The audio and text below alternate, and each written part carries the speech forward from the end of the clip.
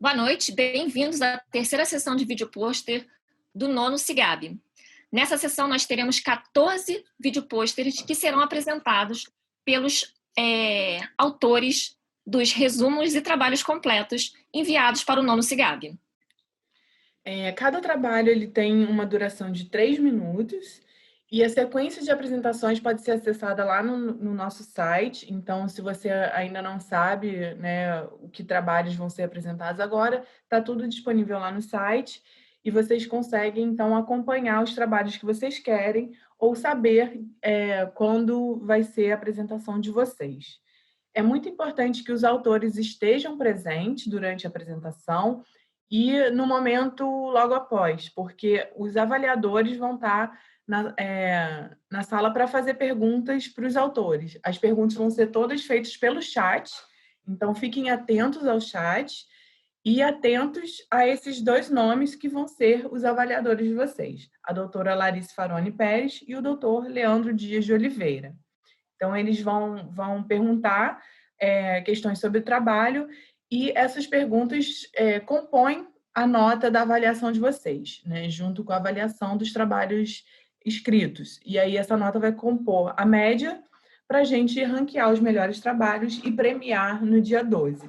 Então, é muito importante que vocês respondam as perguntas para não perderem, né, essa parte da avaliação. Isso.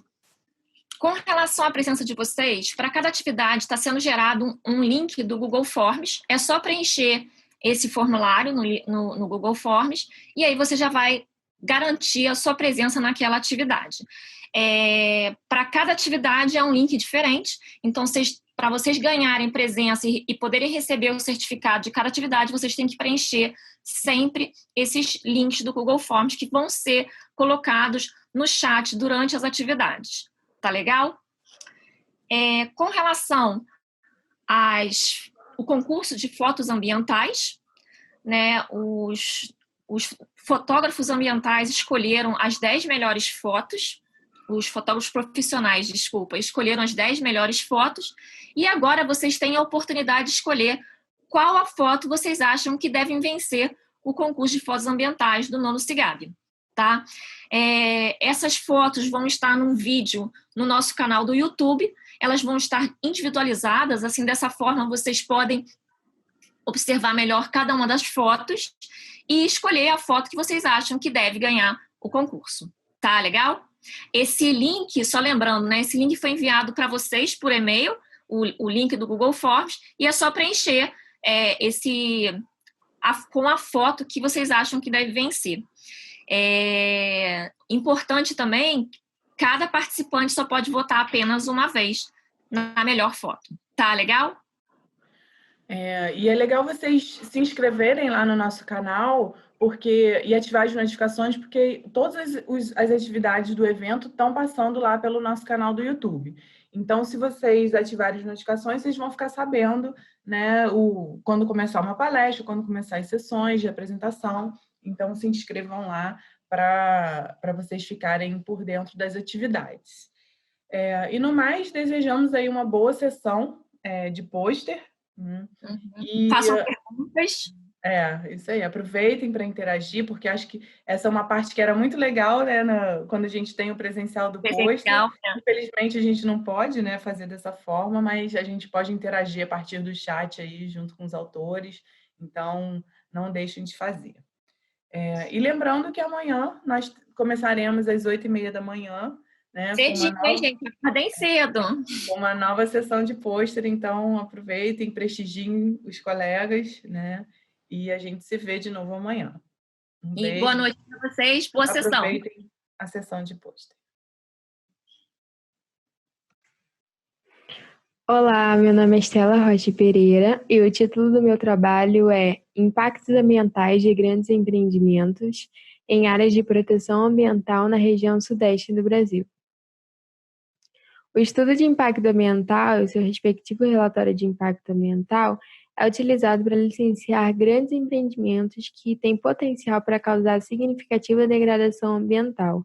E muitas vezes eles atingem unidades de conservação da natureza, sendo as áreas de proteção ambiental especialmente abundantes e vulneráveis aos impactos. O objetivo do trabalho foi analisar os impactos ambientais de grandes empreendimentos sobre as APAs na região sudeste do Brasil. Os impactos ambientais e as APAs impactadas foram coletados de 13 estudos ambientais de empreendimentos da região sudeste. Foram estes listados aqui e aqui. Como resultado, tivemos 119 impactos que afetaram as APAs, sendo 24 impactos do meio físico, 35 do meio biológico, 60 do meio socioeconômico. Também tivemos 28 APAs impactadas, sendo 13 do Rio de Janeiro, 4 de São Paulo, 6 de Espírito Santo e 5 de Minas Gerais. Os principais impactos do meio físico foi a degradação dos recursos hídricos, do ar e do solo, do meio biológico, a redução de hábitats e a perturbação da fauna, e do meio socioeconômico, as expectativas relacionadas ao empreendimento e a interferência em sítios com valor arqueológico, histórico e/ou cultural. As APAs são consideravelmente impactadas por ações humanas, por serem pouco restritivas em relação ao uso dos recursos naturais e também por possuírem grandes áreas e apresentarem população residente. Dessa forma, é necessária uma maior atenção a essas áreas protegidas na hora do licenciamento dos empreendimentos para que possa garantir a proteção dos seus bens naturais e da qualidade de vida da população residente. Estas foram as referências bibliográficas utilizadas. Eu agradeço à FAPERJ pela Bolsa de Iniciação Científica e agradeço a vocês pela atenção. Boa noite, me chamo Fernanda. Meu trabalho fala sobre os plásticos descartáveis, principalmente copos, canudos e sacolas. 35% de todo o plástico produzido no mundo é utilizado apenas uma única vez por no máximo 20 minutos. Acredita-se que 8 milhões de toneladas de plástico chegam aos oceanos todos os anos. Lá eles se degradam a microplástico, nanoplásticos, impactando diretamente a fauna, flora marinha e até mesmo a saúde humana. A minha pesquisa quantitativa obteve 440 respostas por um questionário anônimo de 13 questões que ficou disponível pelo Google Formulário durante 5 meses. A maioria do público foi feminina, jovens de até 29 anos, com ensino superior completo ou em formação, da classe econômica C. 67% desses participantes afirmam serem responsáveis pela poluição plástica dos oceanos.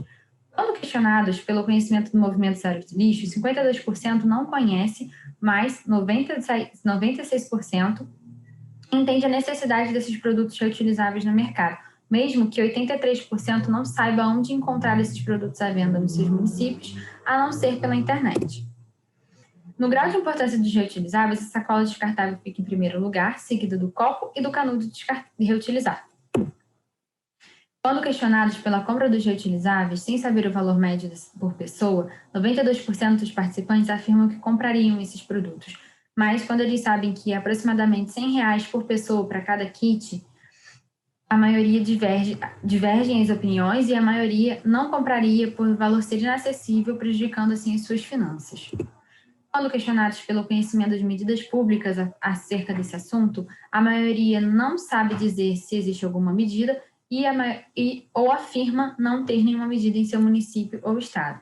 Mas, no Rio de Janeiro, nós somos atuantes pela Lei Estadual das Sacolinhas Plásticas desde 2019 e a Lei Municipal dos Canudos Descartáveis desde 2018.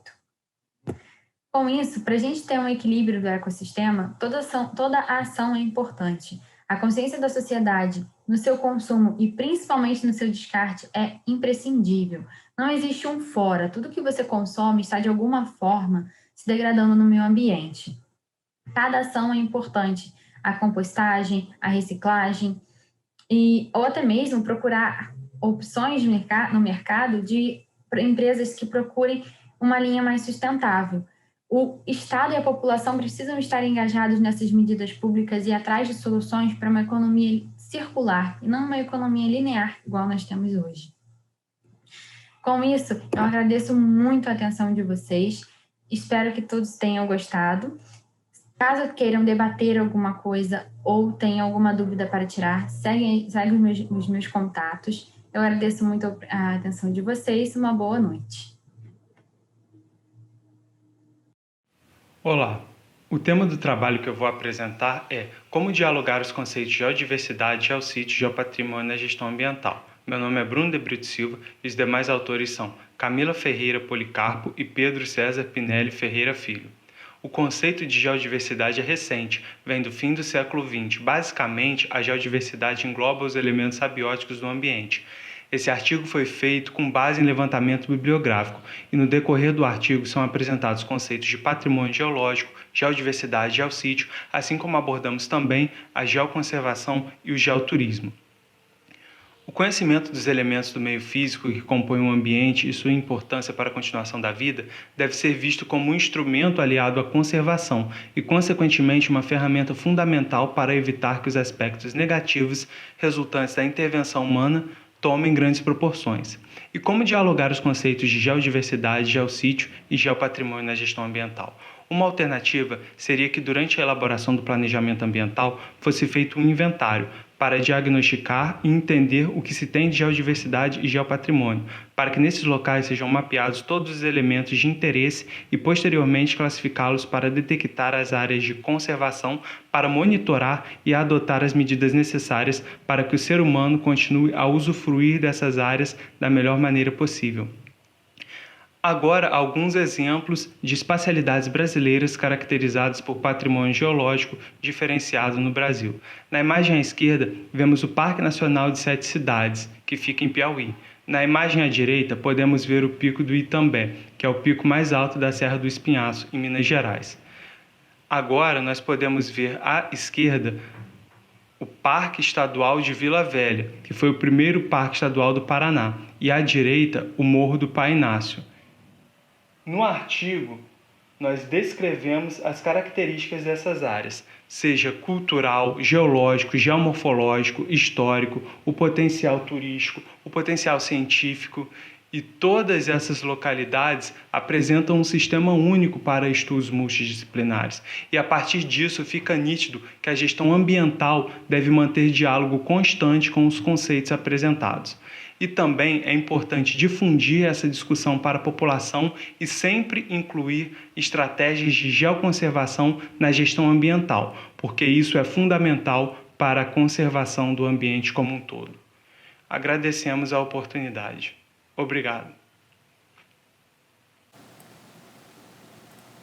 Olá, boa tarde. Meu nome é Ailson da Silva Fernandes. Juntamente com a professora Joana Dark Bardelha Castro, gostaria de apresentar o trabalho Turismo e Desenvolvimento Socioespacial, o reflexo do ecoturismo na zona da Chapada dos Veadeiros e os impactos na economia municipal de Alto Paraíso de Goiás, Brasil.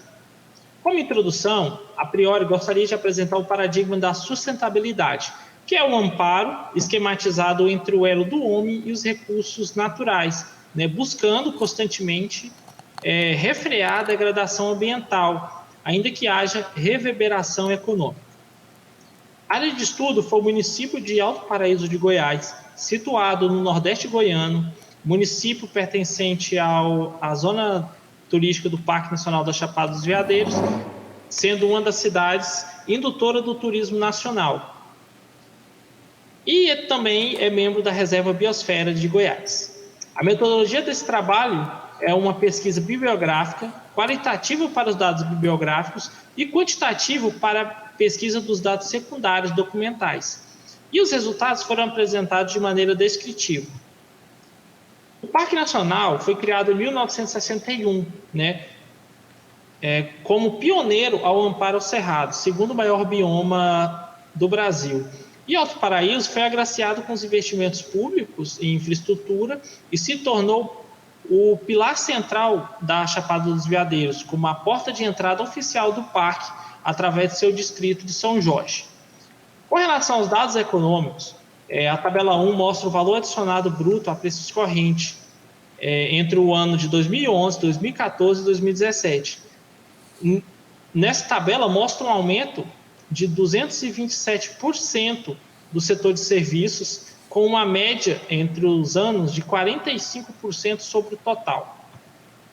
A tabela 2 mostra os rendimentos médios dos setores. Assim, em destaque, mostra a elevação da construção civil nesse período de 575%, enquanto comércios e serviços também houveram um aumento de 152% e 171%, respectivamente. Assim, podemos concluir que Alto Paraíso investiu na estruturação municipal das áreas turísticas e não turísticas, a fim de maximizar os impactos positivos e a qualidade da experiência do turista, e em seguida minimizar os impactos negativos da visitação. E essas foram as referências utilizadas nesse trabalho. Muito obrigado. Olá, estou aqui para apresentar o trabalho intitulado Ações Educativas para a Utilização dos Resíduos da Malacultura e Mariscagem como Fonte de Renda em uma Comunidade Pesqueira do Maranhão, de minha autoria, Marcos Eduardo Miranda Santos, juntamente com Liane do Socorro Almeida Alves e Efigênia Magda de Oliveira Moura. Os moluscos bivalves são animais invertebrados de grande importância econômica. No entanto, altas densidades de bivalves produzidos por cultivo podem causar desequilíbrios nos ecossistemas devido a uma maior produção de resíduos sólidos, como conchas, por exemplo. Nesse sentido, este projeto de intervenção objetivou realizar ações educativas visando a utilização dos resíduos gerados na mariscagem e malacultura como fonte de renda suplementar, bem como a minimização dos impactos ambientais causados por esses resíduos. Realizamos este projeto na comunidade do Pau Deitado, uma pequena comunidade extrativista habitada principalmente por pescadores artesanais locais, localizada no município de Passo do Lumiar, no estado do Maranhão, Nordeste brasileiro. A metodologia que utilizamos. Inicialmente fizemos uma entrada no campo para conhecer a comunidade, fizemos algumas reuniões com grupos focais na comunidade. Nessas reuniões buscamos ouvir as expectativas deles quanto ao projeto e também pedimos àqueles interessados para assinar o termo de consentimento livre e esclarecido. Seguindo, realizamos oficinas técnicas com ênfase no reaproveitamento de conchas e palestras. Durante a conversa inicial, foi percebido que os resíduos de conchas não eram vistos como ameaça pelos participantes. Observou-se que os participantes detinham pouco ou nenhum conhecimento acerca da conservação do meio ambiente. Nas oficinas foram confeccionados itens decorativos e utensílios usando conchas de moluscos coletadas na própria comunidade. Esta intervenção pretendeu, junto à comunidade de Pau Deitado, a partir de um processo de reflexão e ação, promover uma prática consciente quanto ao destino correto dos resíduos resultantes da atividade de mariscagem e malacultura. São necessários, portanto, trabalhos que, de alguma forma, contribuam para que a comunidade pesqueira e maricultura utilize de forma sustentável o meio ambiente. Quando projetos como o realizado na comunidade do Pau Deitado são executados, a possibilidade de êxito é muito grande. Ao final do projeto, o público-alvo era capaz de refletir sobre a importância do ambiente utilizado por eles como fonte de sustento e renda, e, sobretudo, sobre a importância de preservar esse ambiente, para que os recursos naturais advindos dele venham a crescer e não se extinguir. Algumas referências. Muito obrigado. Olá, eu sou Adriana Loureiro e eu estou aqui para apresentar o trabalho Associações entre Humanos e Não Humanos, pensar a educação ambiental a partir dos saberes de povos tradicionais, de minha autoria e da professora Fátima Branquinho, do Programa de Pós-Graduação em Meio Ambiente da UERJ. Trata-se de uma proposta para refletirmos sobre a educação ambiental, esse ambiental entre parênteses, pois entendemos que falar sobre educação ambiental é falar sobre educação e suas possibilidades. Assim, eu inicio a minha fala com uma pergunta. As comunidades tradicionais têm mais a aprender ou a ensinar a respeito das questões ambientais? Buscando uma resposta para essa pergunta, eu gostaria de esclarecer, em primeiro lugar, que neste trabalho a opção teórico-metodológica foi a teoria ator-rede, e tendo Bruno Latour como principal referência, e a busca pela superação das dicotomias características da ciência moderna. Dicotomias como a separação entre sujeito e objeto, entre homem e natureza, entre conhecimento científico e saberes tradicionais. Para melhor explicar o tema, eu vou abordar o caso da Formação Intercultural de Educadores Indígenas, a FIEI, da UFMG. A minha pesquisa do doutorado se dá nos TCCs de alunos da FIEI da etnia Xacriabá, do norte de Minas Gerais. É possível perceber nesses textos, nos textos desses alunos, que elementos como o pequi, como o rio Peruaçu, ou como o artesanato, e eu destaco a cerâmica, estão presentes, apontando para uma indissociabilidade entre o que chamamos de social, os humanos, e o que chamamos de técnicas, os não humanos. Observamos nesses trabalhos que os objetos são também sujeitos não humanos, compondo e agenciando a realidade daquele povo.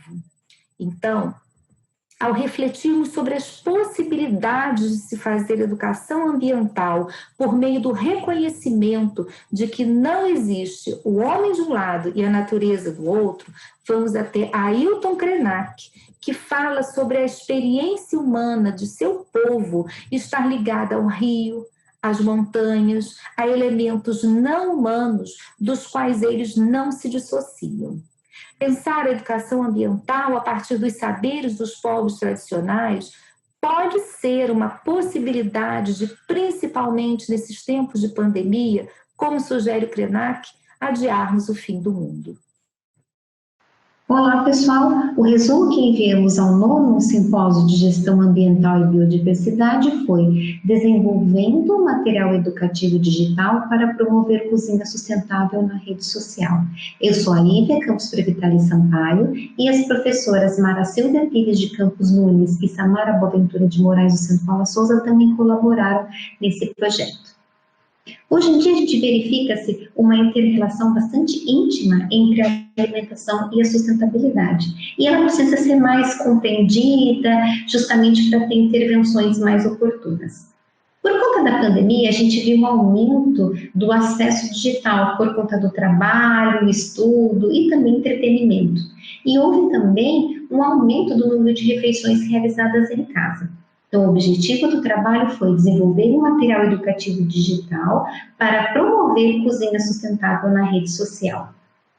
Primeiramente, os alunos do técnico em nutrição e dietética observaram toda a preparação culinária em casa e foram identificando que atitudes sustentáveis poderiam ser realizadas e elaboraram as recomendações. O resultado foi a elaboração de um infográfico digital contendo 12 passos para uma cozinha sustentável. E essas recomendações foram baseadas em diversos temas ligados à sustentabilidade, tais como o aproveitamento integral dos alimentos, o descarte adequado de resíduos orgânicos e inorgânicos, o combate ao desperdício e consumo consciente de alimentos e insumos, economia de água, gás e energia, cultivo de hortas em casa, a reciclagem e também a visita às feiras livres de bairro. Por conta desse cenário mundial, com o aumento da geração de resíduos, aumento de desperdício de alimentos, água e energia e também o aumento do consumo de alimentos ultraprocessados, aqueles que receberam aditivos alimentares, muitas vezes excesso de açúcar, gordura e a sal na sua formulação, todo esse contexto gera um sistema alimentar desequilibrado, ocasionando maior impacto ecológico. A ONU, em 2015, ela divulgou 17 objetivos de desenvolvimento sustentável, focados aí no consumo e produção sustentáveis e na gestão sustentável dos seus recursos naturais. Então, por conta desse cenário aí do nosso planeta, é urgente promover atitudes sustentáveis nos domicílios. E esse infográfico educativo digital elaborado, ele é uma ferramenta muito importante de educação ambiental focado na sustentabilidade. Em breve, esse infográfico será colocado em prática com intervenção e a gente vai ter mais resultados. Muito obrigada e bom simpósio a todos. Boa tarde, meu nome é Aline dos Santos Araújo. Eu vou apresentar o trabalho sobre o levantamento do perfil socioambiental dos visitantes das praias selvagens de Barra de Guaratiba, no Rio de Janeiro, sob a orientação de Aline Meneguzzi da Cunha. As praias selvagens estão inseridas no Parque Natural Municipal de Grumari, uma área de proteção ambiental. O Parque Natural Municipal de Grumari possui áreas sobrepostas ao Parque Estadual da Pedra Branca, acima da cota 100 metros de altitude, e a APA do Maciço da Pedra Branca. São 5 praias abrangentes: Praia dos Búzios, do Perigoso, do Meio, Funda e Inferno. A Praia do Perigoso é a mais visitada entre as praias selvagens e também é a que mais sofre com a degradação ambiental. Além das praias selvagens, a região de Barra de Guaratiba também possui como pontos turísticos a Pedra da Tartaruga, do Telégrafo e a Pedra da Lua. O número crescente de visitantes tem ocasionado grande impacto ambiental nas praias, destacando-se o lixo deixado nas praias e trilhas. O presente trabalho faz parte do projeto Geodiversidade, Biodiversidade e Conservação das Praias Selvagens de Barra de Guaratiba, no Rio de Janeiro. O objetivo do trabalho foi traçar o perfil socioambiental dos visitantes dessa região, através da aplicação de um questionário, orientar os visitantes a fim de promover futuras ações de educação ambiental na região. Material e métodos. Foi feito um questionário com 14 perguntas fechadas e uma pergunta aberta. A tabulação dos dados foi feita no Excel 2010 e foram gerados gráficos para análise quantitativa dos resultados. A primeira coleta foi no dia 29 de abril, onde foram aplicados 73 questionários na Praia do Perigoso, e a segunda coleta, em 7 de abril de 2019, foram aplicados 24 questionários na trilha da Pedra do Telégrafo. Resultados e discussão. De acordo com dados obtidos, a maioria dos visitantes era da Zona Oeste. Comparando os dados obtidos com os observados por De Oliveira e Ferreira, referentes ao sexo dos visitantes na região, percebeu-se que há um equilíbrio no número de visitantes do sexo masculino e feminino. A maioria dos entrevistados era do sexo feminino, totalizando 58%. Oriundos da Zona Oeste somaram 44%. A faixa etária foi de 44% entre 21 e 30 anos. A escolaridade dos entrevistados era de graduação completa, 36%. Ocupação dos entrevistados, a sua maioria, 55%, declararam só trabalhar.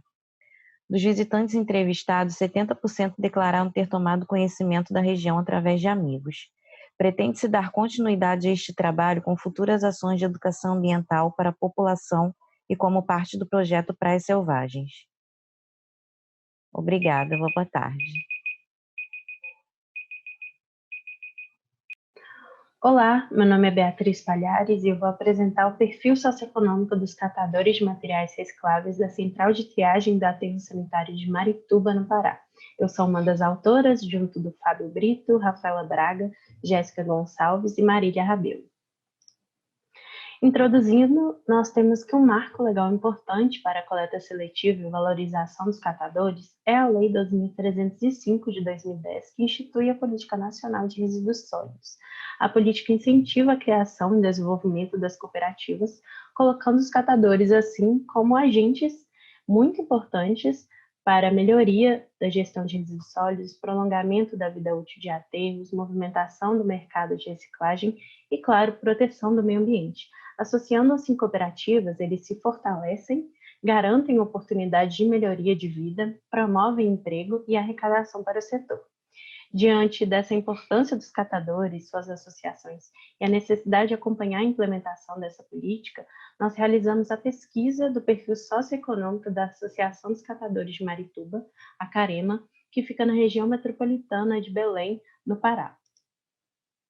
Em relação à metodologia, nós primeiro fizemos a caracterização da área de estudo, depois a aplicação de questionários a 32 catadores e a análise dos dados. Em relação aos resultados de discussão, nós temos que a Associação de Catadores de Materiais Recicláveis de Marituba, a Carema, ela trabalha na usina de triagem da Central de Processamento e Tratamento de Resíduos, que fica no aterro de Marituba. Em relação aos dados que coletamos, nós temos que a idade dos associados, ela varia bastante, ela é bem diversa. Em relação ao sexo, nós temos que quase 58% são mulheres. todos os trabalham de 6 a 8 horas diariamente. Em relação à renda mensal, 84% dos catadores e das catadoras recebem menos que um salário mínimo e 16% recebe um salário mínimo. Das profissões anteriores à catação, em torno de 33% sempre trabalhou com catação e 67% já realizaram outros serviços anteriormente. Em relação às dificuldades mais pontuadas no questionário, foi a disponibilidade de EPIs adequados, odor dos resíduos, que eles chegam misturados na central de triagem, e a ausência do poder público. Todos os catadores têm consciência sobre a importância do seu trabalho para a sociedade e o meio ambiente. Em relação à conclusão, esses foram os dados, mais importantes da nossa pesquisa. Nós temos que a instalação da central de triagem foi uma obrigação, de acordo com um termo de ajuste de conduta. Então, não é um modelo também de gerenciamento muito adequado, já que os materiais são separados na destinação, não tem um programa de coleta seletiva anteriormente. A adesão ao trabalho de catador ocorreu em decorrência da falta de oportunidades, foi que muitos pontuaram. O trabalho dos catadores tem contribuído para aumentar a vida útil do aterro sanitário. Muito obrigada. Essas aqui são as referências bibliográficas. Boa tarde a todos, eu sou a discente Luísa e estou aqui para apresentar o meu trabalho intitulado como Perfil de Produção de Biogás oriundo de Sistema de Aquaponia. Fazendo uma breve introdução sobre o assunto, a aquaponia é um sistema sinergético entre a criação de peixes e o cultivo de vegetais e hortaliças. Nesse sistema, pode ocorrer o acúmulo do lodo de piscicultura, que seria resto de ração, resto de fezes, e esse lodo ele é propício para a biodigestão anaeróbica, podendo se tornar uma rota tecnológica para esse resíduo e oferecer também, no final do processo em biodigestores, o biogás e o biofertilizante. O objetivo desse trabalho foi a avaliação da produção de biogás oriundo do lodo de piscicultura e dejeto bovinos em biodigestores anaeróbicos. A metodologia foi, então, abastecer esse biodigestores de modelo indiano com 1,7 kg de substrato em 5 proporções, 100:0, 75:25, 50:50, 25:75 e 0:100, feito em triplicata. Aqui a gente tem nosso primeiro resultado. A partir da 3ª semana foi aferido através de teste de queima, considerado biogás, e logo no 4º obteve-se um pico para a maioria das codigestões, foram elas 75:25, 50:50 e 25:75, lodo de piscicultura e dejeto bovino.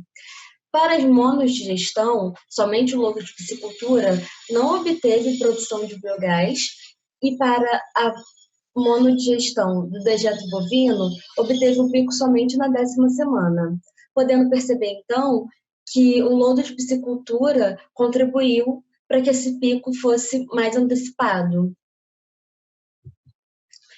Aqui a gente tem nesse gráfico o perfil da produção acumulada de biogás com tempo de retenção hidráulica de 16 semanas. Pode-se aferir, então, que as codigestões tiveram maior produção, e a produção 25:75 chegou em torno de quase 14 litros.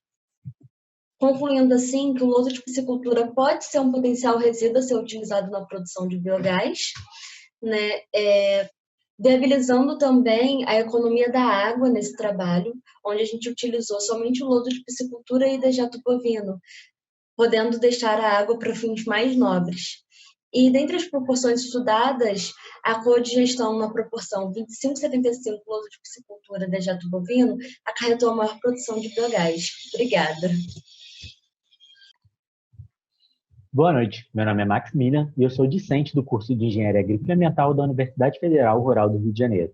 Vou apresentar para vocês hoje o trabalho intitulado Produção de Biogás, oriundo de resíduos da cafeicultura e bovinocultura leiteira.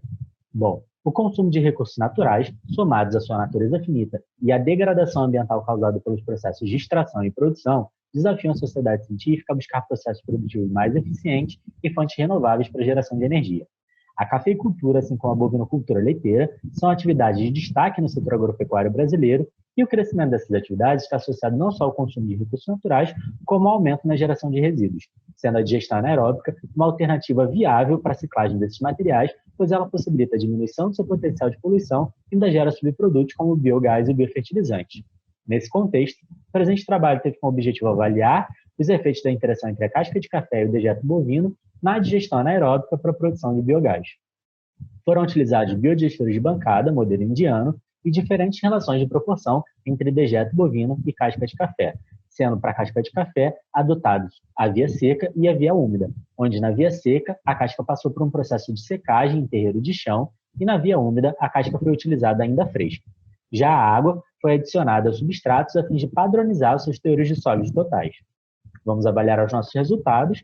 Nós podemos perceber que ocorreu um pico de produção na primeira semana, tanto para a via seca quanto para a via úmida, só que foi constatada a ausência de metano nessa fase, tendo o início da produção de metano ocorrido apenas na terceira semana, para o biodigestor contendo apenas dejeto, na quarta semana para o biodigestor contendo 25% de casca seca e 75% de dejeto, e na oitava semana para o biodigestor contendo 25% de casca úmida e 75% de dejeto.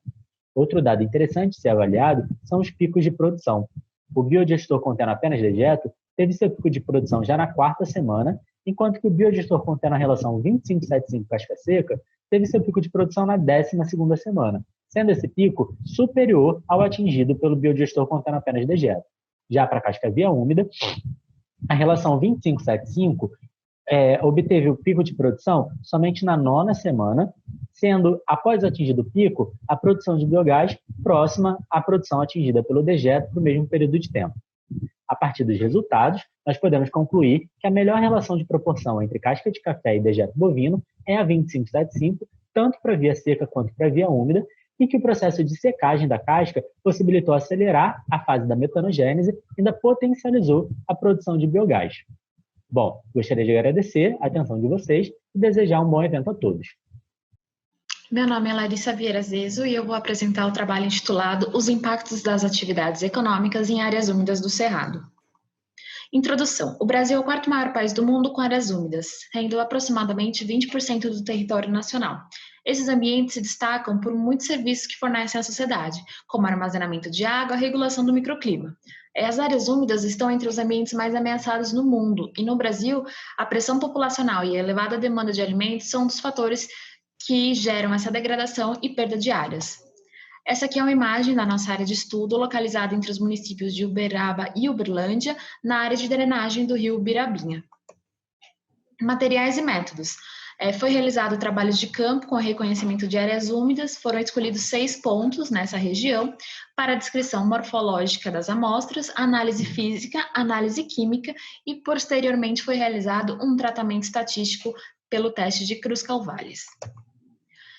Resultados e discussões, foram observadas alterações nas características morfológicas do solo com relação à cor, textura, coesão e ocorrência de nódulos de oxorredução, principalmente nos locais de cultivo agrícola e mineração. Das 27 amostras analisadas para granulometria, a maioria apresentou uma predominância da fração argila. Foram determinados aumentos significativos de macro e micronutrientes, principalmente nas camadas mais superficiais dos solos de cultivo agrícola, enquanto que nos solos da mineração foram observadas grandes concentrações de alumínio. Além disso, nesse trabalho, buscou-se entender um pouco sobre as leis ambientais relacionadas às áreas úmidas, os instrumentos de planejamento e ordenação do nosso território e os órgãos relacionados à gestão de recursos hídricos. Com isso, percebeu-se que a legislação brasileira não é suficientemente clara com relação à proteção e conservação dessas áreas, o zoneamento se tornou incapaz de cumprir sua função, os planos diretores, tanto de Uberaba quanto Uberlândia, eles evidenciaram interesses distintos na proteção desses ambientes, e o Comitê da Bacia Hidrográfica do Rio Araguari, ele se mostrou omisso com relação à proteção de nascentes. Considerações finais. Foram percebidas algumas alterações nos locais de cultivo agrícola e principalmente na área de mineração. Destaca-se a necessidade, com isso, de mudar o comportamento da sociedade no âmbito ambiental, como sendo uma das chaves para a problemática aqui apresentada. Além disso, é importante o desenvolvimento de um modelo de gestão ambiental, que busque a correta e eficaz conservação das áreas úmidas. Essa gestão das áreas úmidas deve ser específica a determinada localidade, em razão das diferentes características ambientais, sociais e econômicas de cada local. É isso. Muito obrigada pela atenção. Olá, eu me chamo Jéssica Gonçalves, sou aluna do curso de Engenharia Sanitária e Ambiental da UFPA. Irei apresentar agora o resumo à taxa de desmatamento na Amazônia Legal, que tem como autores Maria Rabelo, Rafael Ferreira, eu, Jéssica Gonçalves, Jennifer Moraes, Fábio Brito, Valesca Queiroz e Alício Cunha. A gente sabe que o desmatamento, né, ele não é de hoje. O desmatamento que ocorre na Amazônia, ele vem cada vez mais ficando acelerado. E de acordo com o monitoramento do INPE, que é o Instituto Nacional de Pesquisas Espaciais, no ano de 2019, a taxa de desmatamento da Amazônia aumentou 34%, quando comparada com o mesmo período do ano de 2018. Esse é um número, então, muito grande, né, de comparação de que aumentou o desmatamento, se a gente for comparar com os outros anos. E nesse contexto, o objetivo principal do presente trabalho foi verificar a taxa legal de desmatamento na Amazônia Legal. Vale ressaltar que a Amazônia Legal é a Amazônia que está aqui no Brasil. A metodologia baseou-se em levantamento bibliográfico para obtenção de coleta de dados da pesquisa, né, em que foram consultados os seguintes oficiais: Ministério do Meio Ambiente, Ciência, Tecnologia, Inovações e Comunicações e Portal Terra Brasilis. Nos resultados, verificou-se no sistema do projeto de monitoramento da floresta amazônica brasileira, por satélite, que é o PRODES, que os estados de Mato Grosso, Amazônia, Pará e Rondônia ultrapassam 1.000 km² de florestamento, liderando os rankings de desmatamento com uma porcentagem de 84% de destruição na floresta e ocupando uma área desmatada de 3.872 km². Ressaltando que dentro desse cenário dos estados, o Pará obteve o maior índice de participação, pois foram 39,6% de remoção completa da cobertura florestal primária no ano de 2019, comparado a 2018. Então, a gente já percebe o quanto esse número subiu em relação de 2018 para 2019. A destruição da Amazônia, ela prejudica, né, os compromissos que o Brasil assume com acordos internacionais, como diminuição de gases de efeito estufa, a Convenção sobre a Diversidade Biológica. Então, a gente sabe que é de tamanha importância que o poder público tenha conhecimento desses dados para tomar providências com relação ao desmatamento, que vem crescendo. Então, os órgãos ambientais devem ser mais vigentes, apesar que nós temos leis, né, no Código Florestal que trabalham para isso. É preciso que elas sejam mais eficazes e que tenha um trabalho, todo um acompanhamento do desmatamento que vem acontecendo, pois só assim a gente vai poder combater o desmatamento na Amazônia Legal. Olá, sou o professor Dr. Gilson Campos Ferreira da Cruz, professor de Climatologia da Universidade Estadual de Ponta Grossa, e vou apresentar o trabalho Clima Urbano e Vegetação, o papel de uma área de mata na formação de uma ilha fria. O ser humano tem provocado várias transformações na natureza ao longo do tempo. A construção das cidades resulta na formação do clima urbano. Objetivos. Objetivo geral: analisar o papel de uma área de mata na formação da ilha fria no interior de uma área urbana. Dentre os objetivos específicos, registrar a temperatura no interior e fora da área da mata. A área de estudo está localizada na porção leste da área urbana da cidade de Ponta Grossa, no estado do Paraná, na região sul do Brasil. Em destaque ao centro, a área da mata. Metodologia. Foram realizados registros de temperatura durante 3 dias, no mês de setembro de 2019, do dia 10 ao dia 12, às 9 horas, às 15 horas e às 21 horas em 5 pontos de amostragem, utilizando um termigrômetro digital instalado em um abrigo meteorológico a 1,5 metro do chão. Os 5 pontos foram definidos da seguinte forma: ponto A no interior da mata, ponto B ao norte, ponto C a leste, ponto D ao sul e ponto E a oeste. Resultados e discussões. Os dados obtidos confirmaram o fato de que uma área de mata no interior da área urbana provoca a formação de ilhas frias, particularmente durante o dia, mas pode provocar formação de ilha de calor à noite. Dentre os resultados, vamos destacar os dados obtidos às 15 horas do dia 10, quando tivemos uma ilha fria com a maior amplitude, de 4,6 graus. A pesquisa serviu para confirmar, então, que uma área de mata interfere na temperatura do ar e provoca a formação de uma ilha fria no interior das áreas urbanas, sendo extremamente importante para o controle da temperatura e para amenizar as temperaturas elevadas durante o dia. As referências são estas. Obrigado.